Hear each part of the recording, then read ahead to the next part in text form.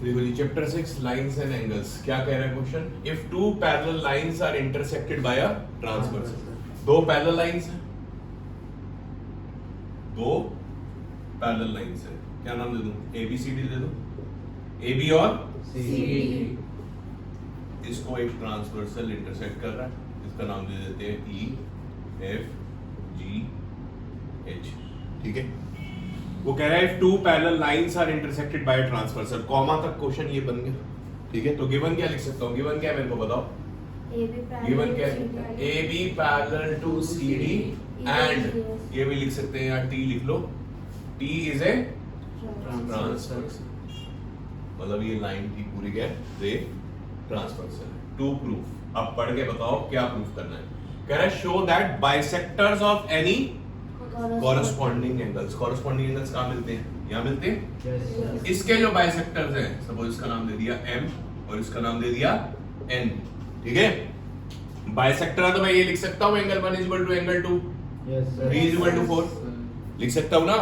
तो गिवन में मैं ये भी लिख सकता हूँ, क्या लिख सकता हूँ, fm and gn are bisectors. यही मतलब हुआ, ब्रैकेट में लिख सकता हूँ angle 1 equal to angle 2, angle 3 equal to angle 4। ये गिवन का काम हो गया। प्रूफ क्या करना है मेरे को, fm पैरेलल टू gn। बोलो अगर नहीं आया यहां तक समझ तो क्लियर है। सिंपल लैंग्वेज में लिखा हुआ है कि दो लाइंस पैरेलल है, उनके कॉरेस्पॉन्डिंग एंगल से बाइसेक्टर्स निकल रहे हैं और हमें उन्हें पैरेलल प्रूफ करना है। ठीक है, तो अब यहां पर प्रूफ में A B parallel to C D है, बोलो जी A B parallel to C D है। तो मैं ये बोल सकता हूं कि ध्यान से जी एंगल का नाम दे रहा, ध्यान से, ये वाला पूरा इज इक्वल टू ये वाला पूरा होगा, क्योंकि जी ये पैरेलल है तो हम कॉरेस्पॉन्डिंग एंगल इक्वल ले सकते हैं। क्या नाम दूंगा, एंगल ई एफ बी, नाम देना ध्यान से, E F B is equal to F G D. Reason, corresponding angles are equal. Done. अब बाइसेक्टर्स का यूज करें, बाइसेक्टर्स का यूज कर सकते हैं, क्या करना होगा, multiplying by half both side, multiplying bye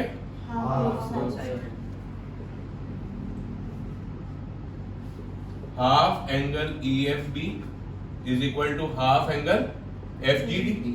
और रीजन यहाँ पर क्या लिखना पड़ेगा, कौन कौन हाफ जब यूज कर रहे हैं तो F M and G N are bisectors. अब हाफ मेरे को सोच समझ के लिखना होगा।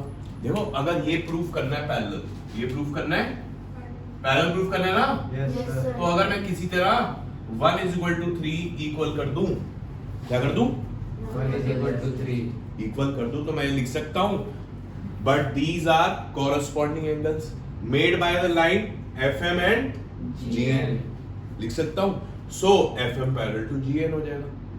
यही करते हैं ना, पैरेलल गिवन हो तो कॉरेस्पॉन्डिंग एंगल्स इक्वल ले लेते हैं, और अगर कॉरेस्पॉन्डिंग एंगल्स इक्वल हो रहे हो किसी तरह दो लाइंस के तो उसको पैरेलल ले लेते हैं। तो यहाँ पर बताओ मैं हाफ ई एफ बी का आधा मेरे को क्या लेना चाहिए, ई एफ एम मतलब एंगल 1 ले लूं। सर इस पूरे का आधा एंगल 1 ले लेता हूं और इस पूरे का आधा एंगल 3 ले लेता हूं, बात बन गई। तो क्या लिख दूंगा, but these are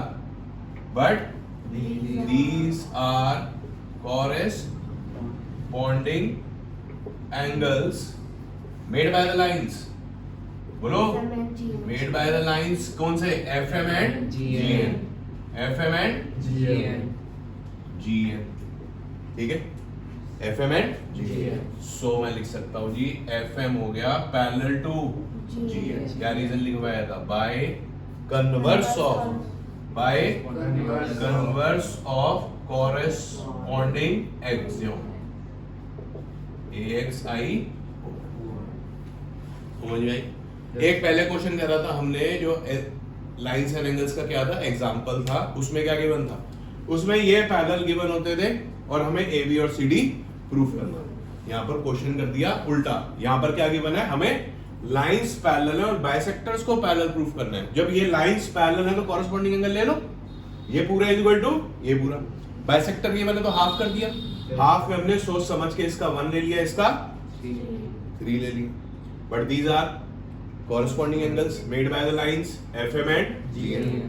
so FM parallel to clear है? Yes, sir.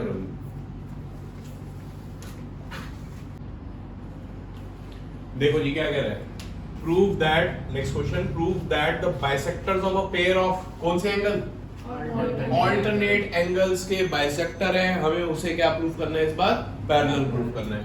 तो वही लाइन बना दूं, दो पैरेलल लाइंस है ना, ऑल्टरनेट एंगल इक्वल गिवन है ना, ठीक है, वही A B C D E F G H bisector ले लूं, Yes, sir. ये यहां से नहीं लेना, नीचे से ले लूं कॉरेस्पॉन्डिंग एंगल है, ऑल्टरनेट एंगल, ऑल्टरनेट एंगल बताओ कहां का होता है, सर। एक यहाँ पे और एक यहाँ यहाँ पे, पे। तो ये आ जाएगा m और ये आ जाएगा n, ठीक है। और बाइसेक्टर है तो मैं लिख सकता हूँ 1 is equal to 2 and 3 is equal to 4, ठीक है। अब गिवन बताओ क्या क्या गिवन, ऑल्टरनेट एंगल गिवन है ना, इक्वल है Yes, yes. है ना, तो मैं लिख सकता हूँ कि A B parallel to C D given है, इसका मतलब, ठीक है। और बाइसेक्टर गिवन है 1 is equal to 2 and 3 is equal to 4, क्यों, FM and GN are bisectors। To prove क्या करना है जी, बोलो, बाइसेक्टर्स पैरेलल प्रूफ करने हैं ना, Yes, sir. पहले यहाँ देख लो, FM पैरेलल टू GN, अब प्रूफ स्टार्ट करो। ऑल्टरनेट एंगल में कोई ये और ये इक्वल है, Yes, sir. तो क्या लिखूंगा, angle AFG is equal to angle FGD। Reason बोलो, ऑल्टरनेट इंटीरियर Sir, given नहीं लिख एंगल्स, सकते। लिख दो ऑल्टरनेट इंटीरियर एंगल। अब उसको बताओ हमें क्या करना है, अब हमें पैरेलल प्रूफ करना है, क्या ये प्रूफ करना है ना, Yes, sir. तो किसी तरह 2 और 3 इक्वल कर दो, तो Z बन रहा है, Yes, sir. तो बोलो जी यहाँ पर क्या करूंगा, multiplying by Half. Multiplying by half both the sides, हो गया half angle AFG half angle FG, ठीक है। रीजन क्या लिखूंगा, FM and GN are bisectors.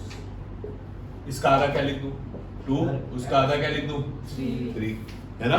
तो अब बोलो आगे लैंग्वेज क्या लिखूंगा, बट दीज आर कौन से एंगल बन रहे हैं, Alternate these are alternate interior angles made by the lines, कौन सी, FM and GN. FM and GN. FM and GN। तो लिख सकता हूं क्या, FM हो गया पैरेलल टू GN। अब क्या लिखूंगा, बाय कन्वर्स ऑफ, बोलो, कॉरेस्पॉन्डिंग एंगल थोड़ी ना कर रहे हैं, by converse of alternate Interior and interior angle axis, ठीक है जी। ये बड़े इंपॉर्टेंट क्वेश्चन है ये वाले, आपको वहां पर देखना पड़ेगा, लाइन पैरेलल गिवन है, बाइसेक्टर प्रूफ करने है, या बाइसेक्टर पैरेलल गिवन है, लाइन प्रूफ करने है, कॉरेस्पॉन्डिंग एंगल है या ऑल्टरनेट एंगल, एक क्वेश्चन पक्का आ सकता है।